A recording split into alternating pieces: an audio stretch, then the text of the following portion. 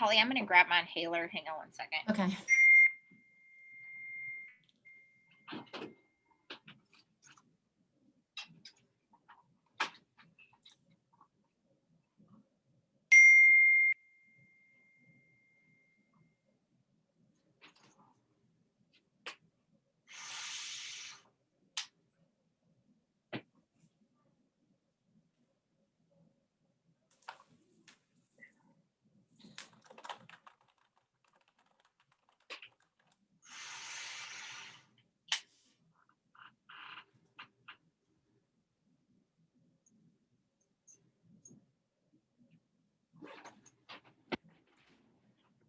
Sorry, that way you don't have to listen to me cough this entire meeting. All good. Especially bad.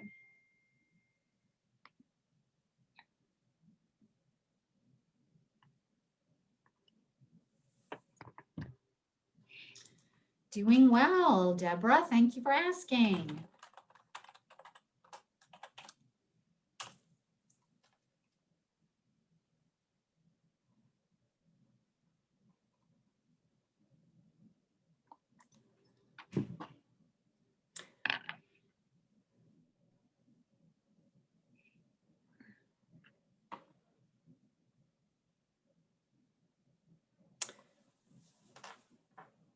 Jeannie, it's 11:02 my time, so that's Central, 12:02. Are you still admitting? I didn't see. Let's go ahead and get started, and I'll admit Okay. people as they come As to they the come in? door. Okay, perfect. And All right. you'll start the Hi. screen, the PowerPoint? Or are we going to leave it like that? I can't remember. Okay. So welcome everybody. My name is Holly Bussey. I'm with the Escambia County School District. I'm also a member of the FISCA Professional Development Committee.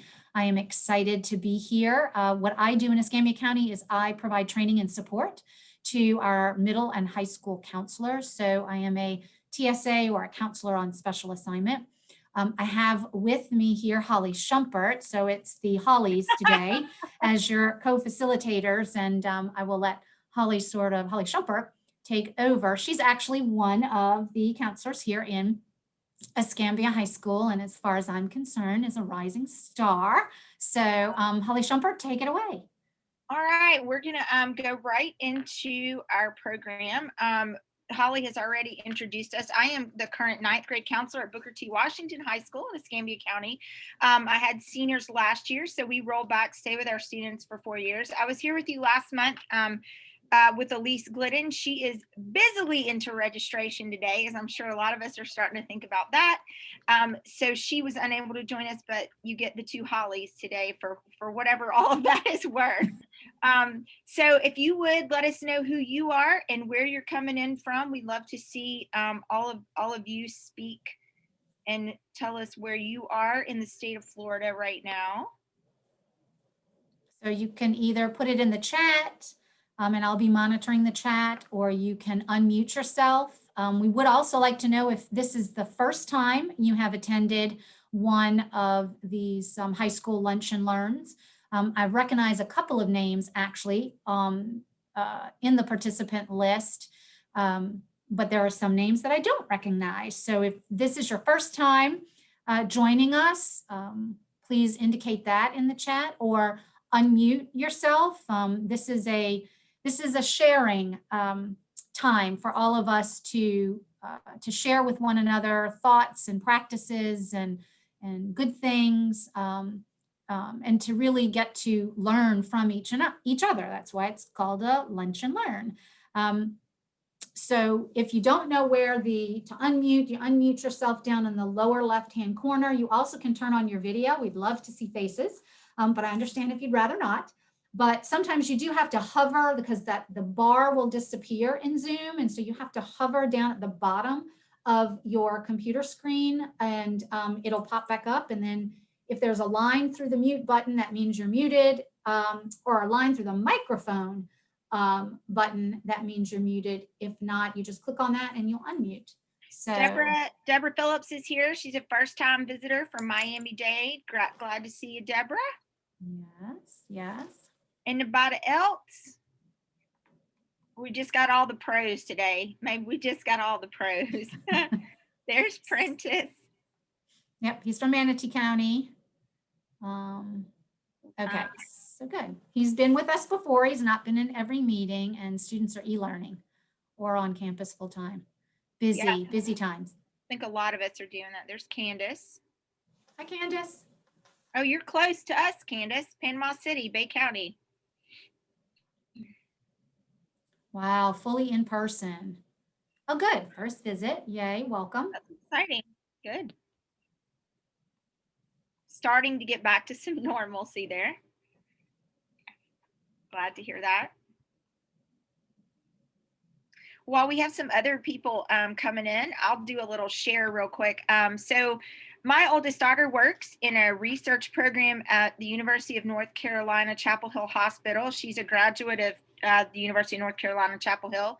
And she works specifically in a program for where they're doing studies on premature birth in the state of North Carolina. And she had applied to do a grant program where they could start doing little small, like nice gifts or things to give the participants in their study. Most of the women in the study have lost babies before and are pregnant again. And so they're being monitored very closely, obviously a stressful time.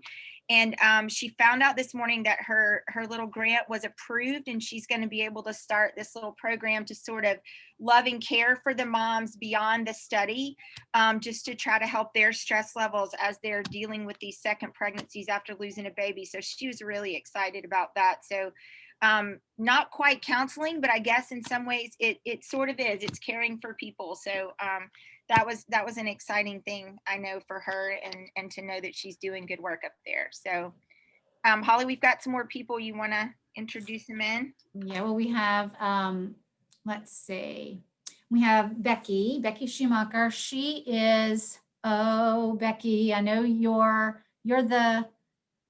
on the board. You're the director of the board, right? Help me here, Becky. Becky's the But anyway, Executive Director. Sorry, I was trying to executive find- director. That's right. Sorry, I was trying to find my unmute. We've all been doing that today. I know. I always forget where it's at. I shouldn't. Mhm. But Same. anyway, thank you for that introduction. I did put in the chat to welcome everyone. Yes. Visco, we're glad to see folks participating in this level sharing. Also added another note just about the work that each of you do every single minute, Monday through Friday, and probably think about it over the weekend too. You're thinking about those kids over the weekend. If I could, just to announce that we have very recently done our official announcement of the upcoming convention for 2021. This year, we are moving ahead full speed, and we anticipate that we'll be having our convention, our annual convention, live in person. How much of a treat is that to hear those words? Yes. And it's going to be held October 28, 29, and 30. It's in Tampa. So not too bad of a drive for those of you coming from the Panhandle and also from the southeastern portion of the state. But it will be held in downtown Tampa at the Tampa Hilton downtown on North Tampa Street. It's a lovely facility. So we'll provide an opportunity for our number one goal of the convention committee always has been traditionally is to offer the highest quality sessions and professional development overall, as well as our keynote speakers. It is always our number one goal, but it's held in such a nice atmosphere too. It's a nice kind of a retreat for everyone to take a little mini vacation and connect with like-minded individuals that and coming together and having some learning and fun and relaxation and kind of just a refresh for everyone. So we hope you can come, mark your calendars. We look forward to it. And for our members, we do value membership. So we try to keep our membership registration at really rock bottom prices for membership. So with that, back to you, Holly and Holly. Holly, I guess today it is. Yes. Thank you both. Thank you. Thank you. Thanks for sharing that. That sounds wonderful. I was able to do the convention virtually, this year, which was very nice, but it is there's something about physically being present at a convention where all of you feel the energy and get to connect and network with colleagues. So I'm looking forward to it. And maybe this time I'll actually be able to attend. So in person. So that would be great. So anybody else? We've got a few people that had shared that they were either been here before or first timers. Don't be shy. This is an opportunity, like I said, for us. This is very informal, and it's just an opportunity for us to talk with one another and share ideas. So please unmute yourselves. Interrupt. It's okay. I have a tendency to talk too much. So please, just chat or unmute yourself and let us know again something about you. If there's any good things going on with you personally or in your school, please share that out. Or anything good going on with you personally. Yes. So we have changed slides real quick. So if you will take a look at announcements, things that are coming up soon. There is a RAMP webinar with Grace Wilhelm, our school counselor of the year, Tuesday, February 23rd from 7:30 to 8:30 p.m. Eastern and 6:30 Central, if you're interested in taking advantage of that. Holly, you want to talk a little about RAMP, what that is? So that's a recognized Ask a Model program. And so Grace, it's my understanding, and Jeannie or Becky, please feel free to jump in so I don't misrepresent, but it's my understanding that Grace is part of a school that has a RAMP. I mean, their school is recognized with the ASCA, having used the ASCA national model. And so she is going to be providing an overview of RAMP to the participants of this webinar. And I am very excited to participate myself, because we here in Escambia County, we don't have any RAMP schools. We have some schools that do a better job of getting closer to a comprehensive program than others. And but I think there'll just be a wealth of information that Grace can share. And again, it's an overview. It's not going to be a deep dive. So if you have questions about how do I even become RAMP, I'm sort of doing the Ask a National model, but how do I go that next step? Then this will be a great opportunity for you to join us and participate. And Becky, you said you'd be signing off in about 5 minutes, but yes, thank you, Becky, for jumping on. I know you stay very busy, and yes, you stay safe and be well also. So that's a little bit about RAMP. Jeannie, like I said, if you want if I misrepresented or anything, please jump in. No, you did a great job. RAMP is, like Holly said, the recognized Ask a Model program. And by the way, I'm Jeannie Maddox. I am the Florida School Counselor Association Board Liaison for the Professional Development Committee, and I am going to be your scribe today. So I will be recording all of the things that we talk about on my computer. So the Zoom call will be recorded, and you can find that on the Florida School Counselor Association YouTube channel. And we'll also have the comments and suggestions, ideas will be on this PowerPoint, and you'll be able to see that as well. But getting back to Grace, she has ramped twice. So she is quite the pro. She even had a third time that she was going to turn it in, but they did not, because they felt like the school she was in, they had, I'm sorry, that's our lunch bell. They had so many students for just 2 counselors, and they felt like if they ramped and showed what a good job they were doing with just 2 counselors, that they might say, oh, you're doing just fine, you don't need it. So they did not turn it in, but she has actually completed the process 3 times, but has actually submitted it twice. So she is a great resource. And I'm going to go ahead and let you talk about our next webinar, since it is someone from Escambia County, and I will just be here recording quietly. Okay, thank you, Jeannie. I appreciate it. So yes, the other upcoming webinar that we have, which will be on March 4th, is it's called School Counselors and Other Educators in Advising Roles are Key Advocates for Access and Equity in Computing. That is a mouthful, but Patty Swans Reiner, she is an elementary counselor here in Escambia County. She was also our Escambia County School Counselor of the Year nominee. And she has gotten quite involved in something called Counselors for Computing. I always get that backwards, or Computing for Counselors. It's one of those, and it's terrible that I can never remember, but it's one of those things when you have a child who has a first name and a last name, but the last name could be the first name. I always get those confused. So this is the same thing. It's called C, the number 4, C for C. And basically it is really trying to promote STEM and computer science in particular, really, for our girls. And although Patty is in elementary, she has presented across the state, across the country, I should say, as well as the state, but across the country, to other school counselor associations about the need for, as counselors, what can we do? I mean, we're advising kids all the time, especially in high school. What can we do to encourage students to get involved in the area of computer science? And computer science, when we think of that, it's not just there is computer science in every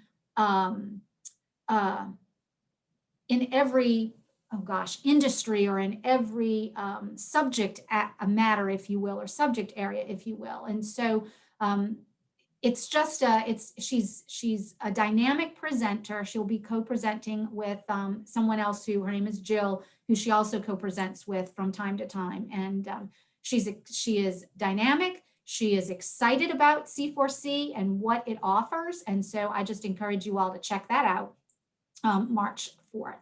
So, and again, same time, 7:30 Eastern, 6:30 Central. And that's put on also by the Florida School Counselor Professional Development Committee. So any questions about either one of those upcoming webinars?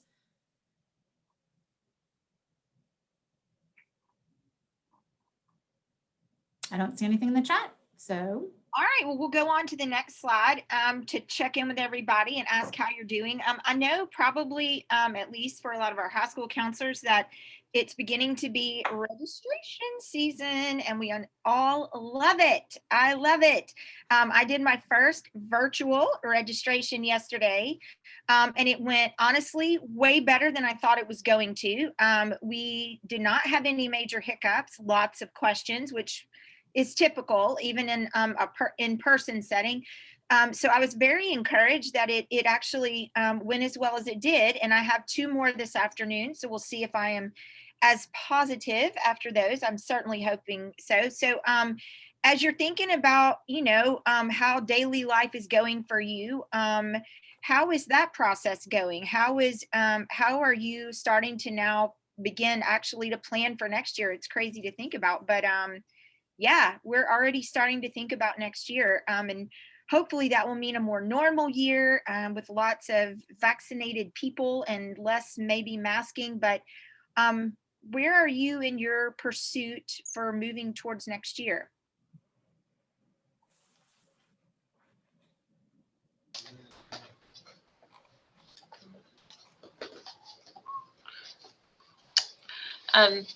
Our district this is the time when all of the little 8th graders are deciding where they're going to be for advanced programs for high school.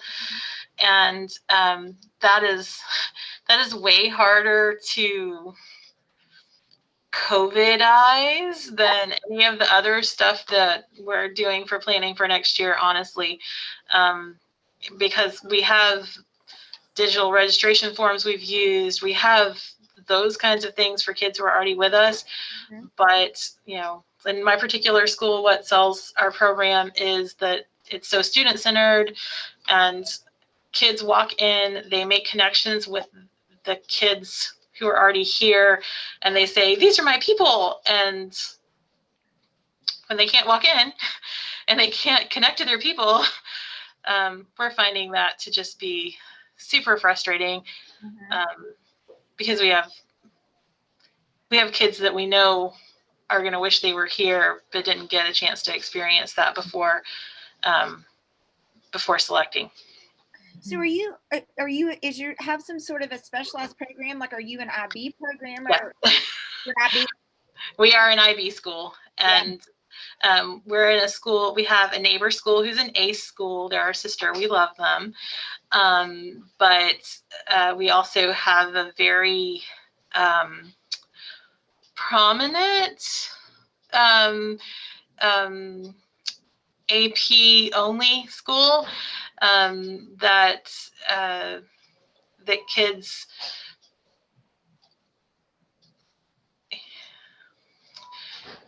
It's an easier choice because they're like, well, I mean, AP, like, you can tailor that more than you can tailor IB. But really, if kids get here and meet other kids who are doing the program and who are almost done with it, and they see what a wide range of kids can succeed and soar and love it, then they can see themselves, a lot of them, it's not for everybody, but they can see themselves succeeding and soaring and loving it too. Where if they just look at the program on paper, it's not success, it's scary. So. Correct. And I really feel what you're saying, because so at the school I'm at, we have an extensive AP program. We do have an IB school in our area, great school as well. And so whereas our district kids are going to probably come to us, with the exception of a few that are going to move on into the IB program, where we, I think, do a lot of our recruiting is we have several larger private schools in our area that we tend to try to recruit from, because those kids will typically split between a traditional high school, the International Baccalaureate program, and then another private school in town. And one of the best ways we have of doing that is bringing them in for a shadow day where they can walk around, like you said, and see how it feels to be part of our people, to be a Wildcat, and give them that experience. And COVID has disallowed that. We can't do that. So as the ninth grade counselor this year, typically the ninth grade counselor runs the shadow program. I sent out emails to all of those schools and said, can I come in and do a virtual presentation? I'd love to tell you about Washington High School. And I only had one, unfortunately, of those schools respond and let me come in, which was very disappointing because we like to sell ourselves. We have a great program here. So does IB. So does the private Catholic high school here. But when we can sell and say what our strengths are and what niches we really fit, I think we have a better chance of capturing kids that will be really good fits for our specific programs. And you're right, COVID has made that really hard to do. And there's a certain amount we can do virtually, but I do think there's something lost when you can't be in the atmosphere and walk around and see the kids. And it's like college, right? When you pick college, when you choose your college, it's much harder to choose a college looking at slides versus when you're walking that campus and you're seeing the kids there, how they dress. Do you look like them? How does it feel? I do think you're so right that there's just something lost when we can't physically get to them, and it's something where a lot of us are combating. So that's a great point. And our district has made the effort. Like, our district came together, and we have a small enough number of high school magnet advanced programs that they all coordinated together under the supervision of the district and said, okay, this is what we can all agree to, that we're all going to abide by. And that was, nobody gets to go into any middle schools because it's just, we're 100% in person. And so just don't need to bring that many more people on a campus. But at the same time, the district was like, we would like to see every program do these 3 things and then send it off to every middle school so that the kids get, kind of an even exposure to everything that's available. So that's been kind of nice. I work with IB kiddos, and I also work with a group of 12th graders who are non-IB. And so we're seeing both.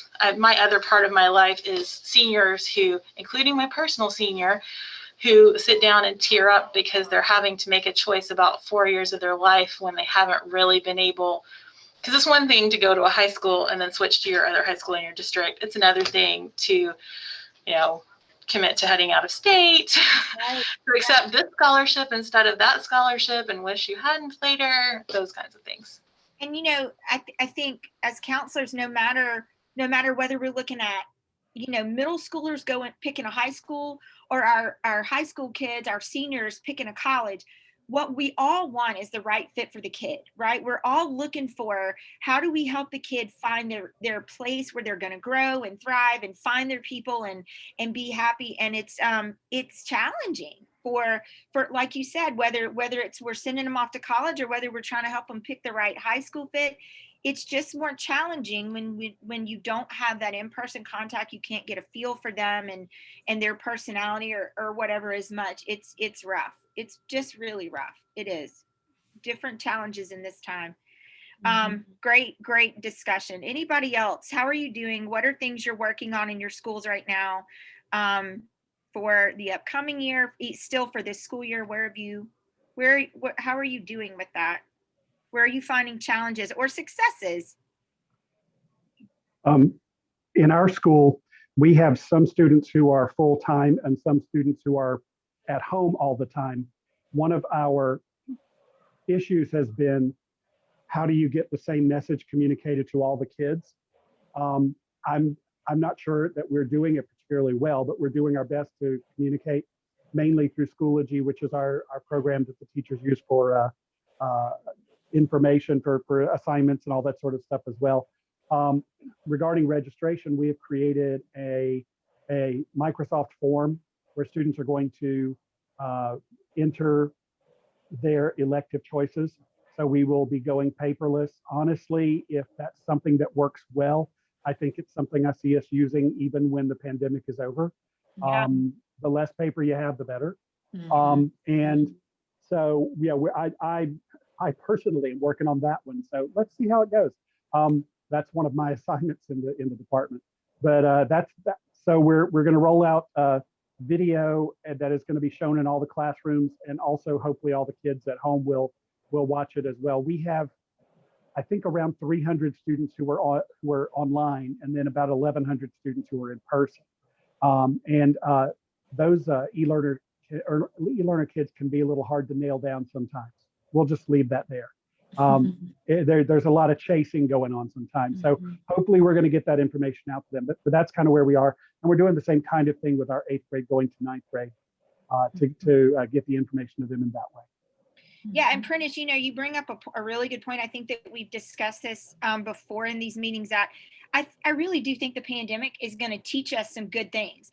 Obviously, there's a lot of difficulty and negativity and things that are harder, but I really do think good things are going to come out of this. We've talked about in the past higher parent participation in virtual meetings because they can do it from home and transportation is not an issue. And I do think the paperless model is going to become easier for all of us and more prevalent. And there's nothing wrong with helping the environment and making our jobs more efficient at the same time. I mean, if you can kill two birds with a stone, why not, right? And I think you're right. We're not going to be quite paperless this year like we had hoped. But I do think we are on the path to that, and we will continue pursuing that in our district to continue looking towards that. Again, you heard me talk about our virtual registration that went way better than I anticipated. And it's going to take, I think, less time to do it as opposed to how we've done it in the past because of, being able to do more classes at a time in a virtual setting because we can't fit them all physically in one place. So sometimes we have to break it over 2 days. And I do think this is going to, or, maybe more than that, but I do think this is going to make it a little bit more time efficient. Well, jury's still out right now because we've just started.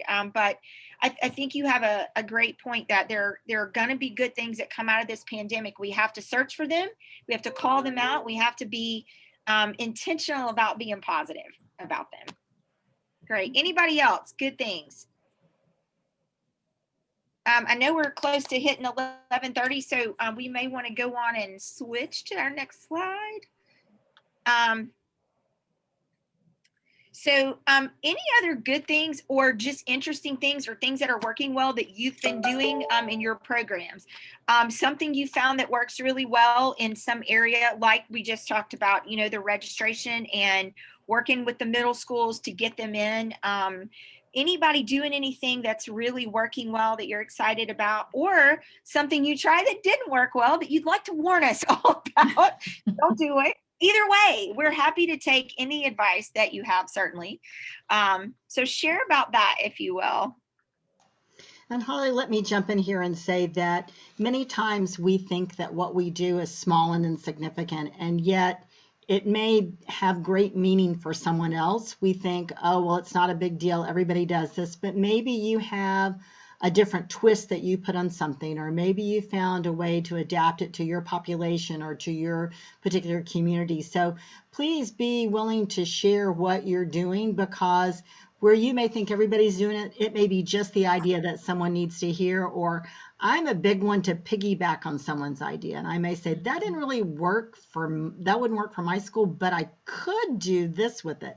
And I've heard suggestions on here before about Zooms. And yesterday in the middle school meeting, I heard a counselor talk about doing Zoom breakout rooms. So when she goes into a teacher's class, she has that teacher set up breakout rooms so that she can pull students individually and talk to them about whatever it is that she needs, and then send them right back into the room. And I thought, I had never even thought about that. What a great idea. So things that you think are small and everybody else is doing, you may be surprised to find that someone goes, wow, I really needed to hear that. I could do that. That's something that I could use. So please share, no matter how small you may think it is. Yeah, thanks for sharing that, Jeannie, because you're absolutely right. We have to be creative, and we are creative. And as counselors, we have to be even more creative, it seems like, now than ever before. So certainly, again, even if it's just something that you think might be a little thing, do share. And if you don't, again, want to share verbally, I put in the chat, you can certainly share it in the chat.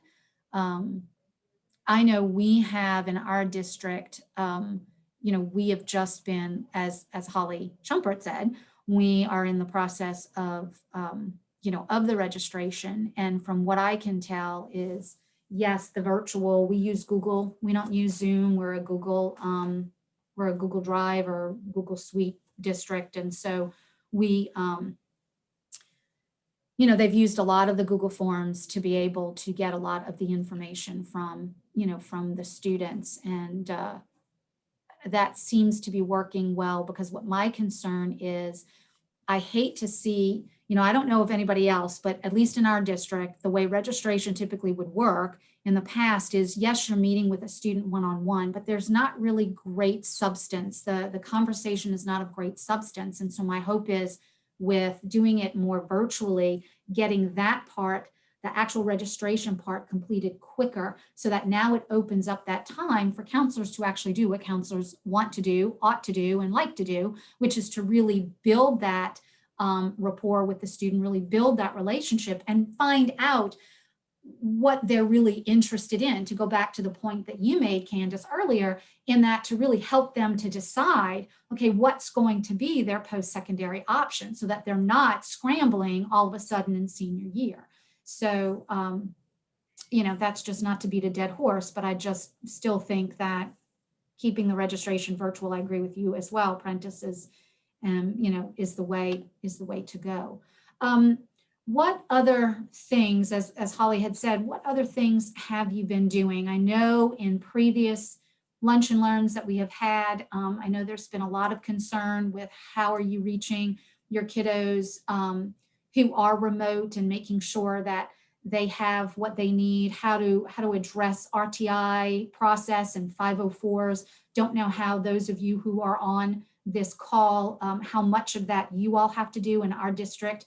That typically falls on the counselors. So just curious to know how you all have been seeing that go, because that has been an issue in the past on previous calls. So Prentice, you had shown us your face, so I wasn't sure if you were ready to share something. Well, if we're talking about little things, One of the things I always like having physical contact with my students, it just in that we're in the same room, we're having conversation, that sort of thing. And of course, we have not really had that this year. And one of the things that I've tried to do when I contact them through a message, if I don't have a question that they need to answer, I always respond. I say, please respond by telling me this. I mean, we did, and this is high school and they're not too old for this. What's your favorite flavor of ice cream? That way I know you've seen the message. I had one, the most recent one I did was, show me a picture of your pet. If you don't have one, what pet would you like? And I started by sharing my cat, and I said, so show me what you have. And it was good. It wasn't a lot of interaction, but you get to know a little bit, and they know it's more than just he's talking about school stuff. You know, that they're interested in us as human beings, not just this person that needs to take this test or do this task for them. So I think that it's not taken the place of the personal interaction, but it certainly has been something that I think has been a positive thing. I like that. I agree. I think that's a great idea. And you're right. You say it's a little thing, but you know what? I don't think it is. I think it's a great thing. I mean, and it might be little from the standpoint of you're just, one little question here, one little question there, trying to get more information. But I think that's great. That's a great idea. And when I'm having one-on-ones, I really try to start with, how are you doing? And really listen to, and sometimes they're like, oh, it's just fine. And sometimes we'll talk for 5 or 10 minutes about what's going on in the house or what's going on in the community or whatever, So I think I've had some really good conversations with kids that way too. And most of those have been virtual, but I have had some in person as well with the students who are on campus. And I'm sorry, I was going to say, when I meet with kids, just so that you know, I have just behind my computer screen, there is a sheet of plexiglass, and we're both wearing a mask. And so we have our protections in. But anyway, that I was just going to say that the district did provide us with a sheet of plexiglass to put between us and the students when we met. That's all. I have a clear shower curtain, Prentice, that pulls across my office. I have that you bought probably. Yeah. Yeah, we all did it. It only cost us about, I think it was out of our pocket, but like $25. It was not expensive, but it's been the best thing all year, because when a kid comes in, I can pull it across. And so I feel completely protected, and I can choose to wear my mask or not, and they're on the other side, and I feel completely barrier protected. So it's been nice, so I can still see their face and they can still see mine, but yet I feel very protected because that barrier is there and it's completely clear, so we can see right through to each other. I've loved having that. We all have them in our offices this year. But I was just going to comment, that this is the age of trying to find ways to make new personal connections, because everything we're doing is digital. And, we've been saying that about our teenagers for a long time, that they lose personal connection because everything they do is via text, via Instagram, via, TikTok, all that stuff. 90% of their communication is not face-to-face. It's digital with each other. And so we've been saying for a long time that we are worried about them losing personal connection. Well, now we're all rowing in the same boat, right? Because a lot of us have had personal connection cut off. And so I think anything you can do to make personal connection, asking questions, things, that you might normally find in a normal conversation sitting in your office, you may not get the opportunity to do with a remote kid, but you can still, start the conversation in a quick little email that way. So I agree with Holly. I think that's an excellent idea, just to throw out some connection. You make a connection there in any way you can. Anybody else? I don't see anything in the chat. Anybody who maybe hasn't had an opportunity to share something, if you would like to, that would be wonderful. When I do, I'm a youth mental health first aid trainer. And when I provide those trainings, I at the beginning, and we're going through housekeeping and whatnot, I usually say, for those who maybe typically don't like to share or want to share, I encourage them to step forward, to kind of take that step forward and to, because I know everybody's got some good ideas. And I will tell you, you all have much better ideas than I have. Now that I'm like a step removed, because I'm not able to interact with students. I mean, I don't do that in my job anymore.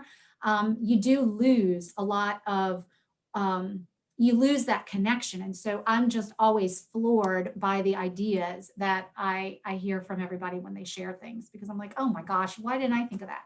So keep them coming.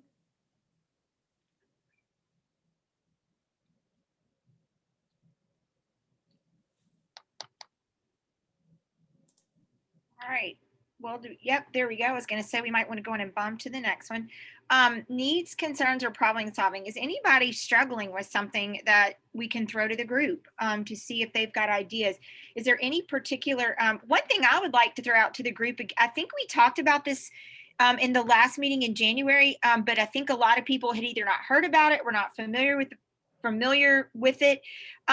We talked about the child study teams for remote or virtual students that are underperforming, that I believe, Holly, the state mandated that we follow those kids. And a lot of people still, I guess we had already met with our administration and we're already had a plan. And we are actually going to meet next week to sort of report on how our contacts are going and how our action plans for those kids are going. So I was curious, has anybody else heard about that since then? Is anybody else doing anything specific? I can tell you what our school is doing is we are making calls to those parents. I have found I've gotten a lot more. If they have an email that I can get to, I can call and not get them and not get a return call. But if I email them the same thing, a lot of times they'll email me back, I guess, because it doesn't have to be personal contact. Maybe they feel safer, but I will get some response that way from them about what's going on with their student or ways that we can help or be of assistance to them. So anybody else working on that, heard about it, have a plan? One of the ways that we've been able to get parents to get back to us for kids where we can't get parents to get back to us is that we're doing texting and text if we need to do it entirely by text, or hopefully as much as possible, we do a little text exchange and then the parents are like, oh, let me just call you about that. And we're like, yes, please do. And that has gotten us in touch with families where they wouldn't pick up a phone for anything. And I don't know, it's the school number. Maybe they were dodging the school, but they would answer a text from the school counselor. So that helps. Candace, are you doing that through Google Voice? Is that how you're doing that? I am. I have a separate Google Voice account because our district doesn't fund it for our district Gmail. So I have one that I don't use for anything except school stuff.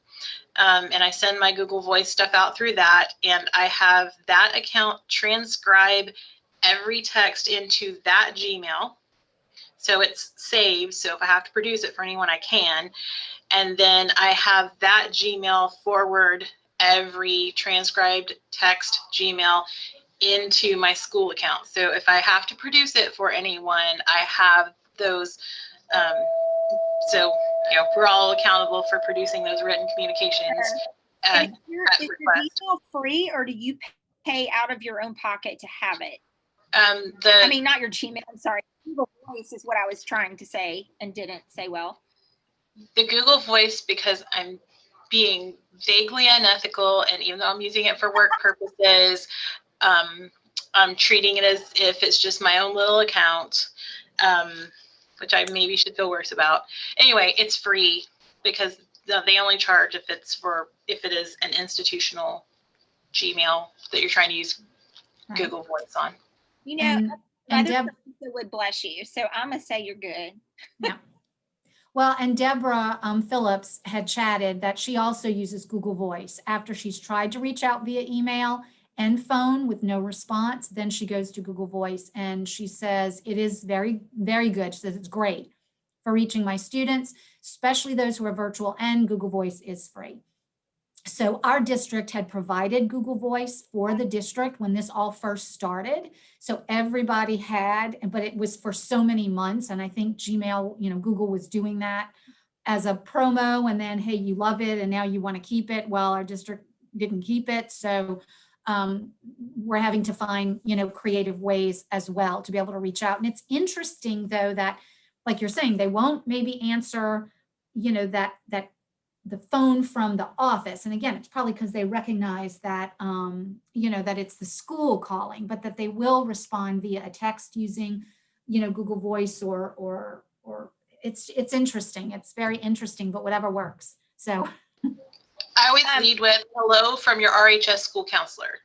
And that's like, they can see that, but they don't even have to open it to see school counselor. And that seems to be. So you say that again, Candace, you start every text or email if I'm sending a text from Google Voice, the first words of the text are hello from your RHS school counselor. Gotcha. So they don't even have to like actually open the text, just the preview will show them it's Gotcha. not an administrator, it's not a suspension, it's not an attendance call, it's Gotcha. I don't know what else they might get calls about, but school counselor. And yay, they love us. That's great. That's great. That's a great little thing. I mean, that's awesome. That's a great thing to do. Yeah, because if I think I'm getting the call about, oh great, they're in trouble again, or they're not at school or something, I may not want to hear that. But when I figure out it's you, because you're never the person who does that, I might be willing to take that call. I think that's great. I think that might be worth investigating if it's free. I've never gone in and looked. That might be something I would be willing and interested to do if it's free and I can just do it right from my phone like we did before, Holly. Learning how to do that, I might be willing to do that, because I do think people, when I know during the pandemic, people answered texts much more quickly than they would answer phone calls or emails, because it's right there. And usually you can say it more succinctly what you need to say quickly. I need this or this, or, do you have this or this? And you can just get it done more quickly. Or I need to talk to you about this or this. Could you call? Here's my number. And even then, when they know what they're calling about, that you're not calling to fuss or there's nothing wrong, even then they might be willing to give you a call back. So Candace, I think that's awesome. And something I think I may personally look into doing. Especially with the kids that we're trying to get in touch with now, that we're trying to find and figure out how to either get them back to school or get them to be more participatory in their remote status or virtual status. It's all good stuff. Good stuff, y'all. Good stuff.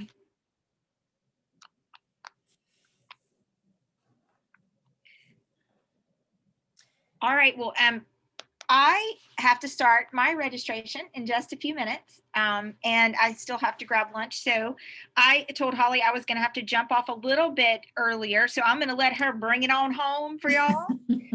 But thank you for letting me be with you today. I really enjoy hearing from you all and getting all your input. I always feel like I leave with something good to put in my toolbox for later on. And I definitely did today. So have a wonderful week. I hope the bad weather stays away from you.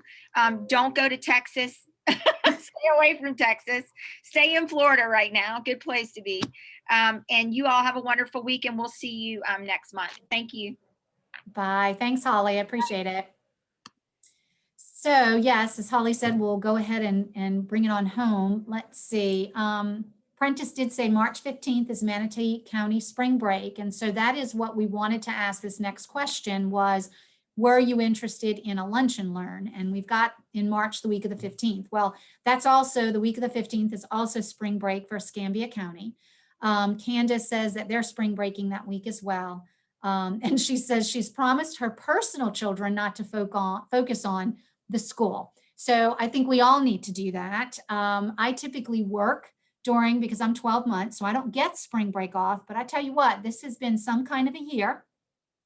And yes, us district folk do work hard too. Sometimes I know people think, oh, they're sitting eating bonbons. No bonbon eating here, let me tell you. But we are, we are busy too. But I tell you what, I think I'm going to take spring break off. I'm just going to use my time because it's been a heck of a year. So I believe when I was talking with Genie earlier, I think the elementary and the middle school lunch and learn actually are thinking of doing it that first week in March. So that's just a couple of weeks. So it would be for us, since we always meet as high school on Thursdays, that first week of March would be March 4th. So I don't know if that is, something you all are interested in, since March 15th, the week of the 15th is not a good week. It seems like a couple of us at least are on spring break. But March 4th would be, like I said, that Thursday, since elementary and middle had said the first week. I don't know. What are your thoughts?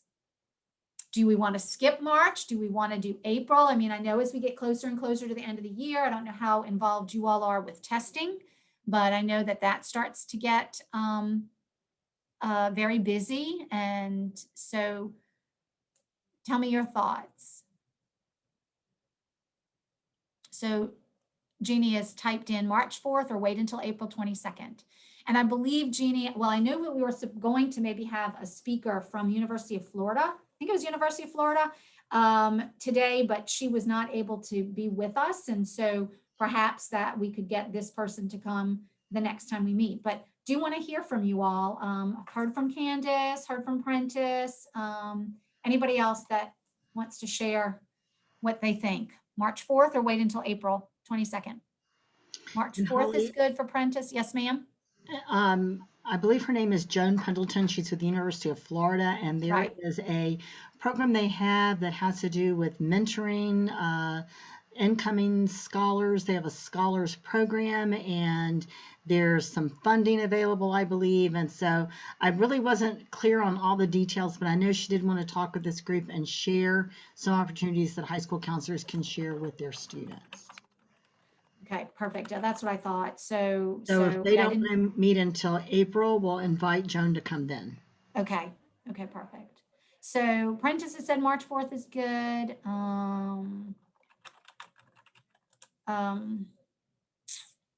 I don't know. It's just a couple of weeks from now. What about April? Can I hear from some of you that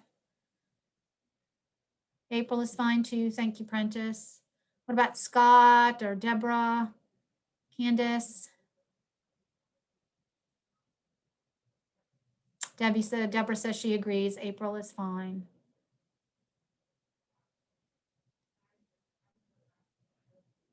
Okay. Candace, either is fine. Okay, then we'll check with Joan and see Yep. what how her schedule looks, and we'll get that information out. And I'll have my microphone on. I see our numbers are continuing to drop. We didn't have very many people join us today, but thank you those that did. Yes. The School Counselor Association likes being able to share this time with you and give you a chance to connect with other counselors around the state. If you are a first-time attender, thank you for coming. If you are a regular attender, we're glad that you've returned. Please invite your friends and colleagues to join us for this time. We really want to have as many people getting together with us to share their ideas and their practices as possible. So I know sometimes it's hard to get away, but please see if you can share and bring somebody next time with you. Yes, bring a friend, bring a colleague. When we have a lot of people on the call, I have learned, like I said, so much because you all are just such a wealth of knowledge, have such creative abilities, and the kids are lucky to have you all. So share your knowledge. It's just a wonderful opportunity to be together. So let's see, the next meet we're checking. Are there anything that you would like us, you're welcome, Prentice. Is there anything you would like us to address in an upcoming, session? Anything that's just burning on your mind? Candace, it's a great resource, and you're staying pretty well. You're doing pretty well staying in contact within the district, but adding ideas from all around sounds really good. And it really is. I mean, there's just been a lot of good sharing that has occurred over these various lunch and learns. And so, but again, we're here as, the professional development committee for the Florida School Counselor Association. We want to make sure that we are meeting your needs as well. And if there's anything in particular that you would want to see us address, whether it would be, a guest speaker, or because we're also doing the webinars, those 2 webinars that we had told you all about in the beginning of the lunch and learn. And so we're always looking for how we can best meet your needs as, counselors. So just let us know if you have any thoughts. And if not, then it's 11:55. We don't need to stay on until, 11:55 for me, 12:55 for those of you in the Eastern time zone. But we don't have to stay on until the end of the meeting. But if you have something, please share. If not, then I will wish you all a great rest of the day, a wonderful weekend, and by Prentice, and look forward to seeing you all again. Please, as Jeannie said, join us and bring a friend, bring a colleague. Thank you for joining us. Everyone have a great day, a wonderful weekend. You're welcome, Deborah.